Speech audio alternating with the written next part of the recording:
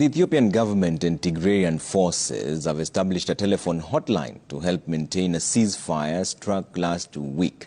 In a meeting held at the Moran Center right here in Nairobi and chaired by former Presidents Olusegun Obasanjo and Uhuru Kenyatta, the commanders of the forces were tasked with providing the modalities of implementing the agreement. Retired President Uhuru Kenyatta joined the AU High Representative for the Horn of Africa and former Nigerian President Olusegun Obasanjo for talks on the implementation of the cessation of hostilities agreement between the government of Ethiopia and the Tigray People's Liberation Front. The meeting, convened by the African Union Commission, brought together Ethiopia's Chief of General Staff, Field Marshal Birhanu Jula, and the Tigray Defense Forces Commander-in-Chief, Lieutenant General Tadesse Werede, who are mandated with providing the modalities for ending the war and ensuring a return to normalcy in Tigray region. In the agreement, we have left a lot for the field commanders to achieve and to attain.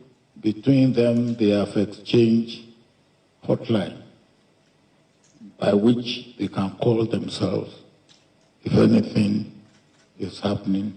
Indeed, it is a meeting of colleagues who know each other, and colleagues who I am certain at the conclusion of this process will be colleagues who will be working together for the betterment of their country, for the betterment of Ethiopia, for the benefit of our region. The former presidents, who hailed the progress made so far, said they expect that in the next 1 month, normalcy would have returned in Tigray region and that all parties will adhere to the cessation of hostilities agreement signed in South Africa last week. We started in Pretoria.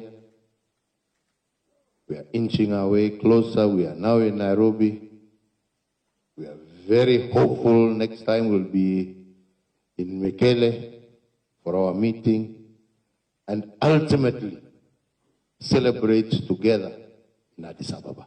The Ethiopian government has committed to abide by the terms of the agreement, urging the military commanders to hasten the process of silencing the guns and facilitate smooth transportation of food and medications to the affected areas. We are only waiting the generals and Marshal to tell us that all the air and the land is clear, both to drive and also land. Once they reach agreement today and tell us it is safe and how to coordinate, we have to begin flying. We have to allow the trucks to reach the food. It shouldn't take us days since they agree. On their part, TPLF want the military commanders to ensure that the modalities agreed on will ensure lasting peace and that no party will renege on their pledges. We have people starving. We have people displaced. We are talking about millions of people. They need to go back home.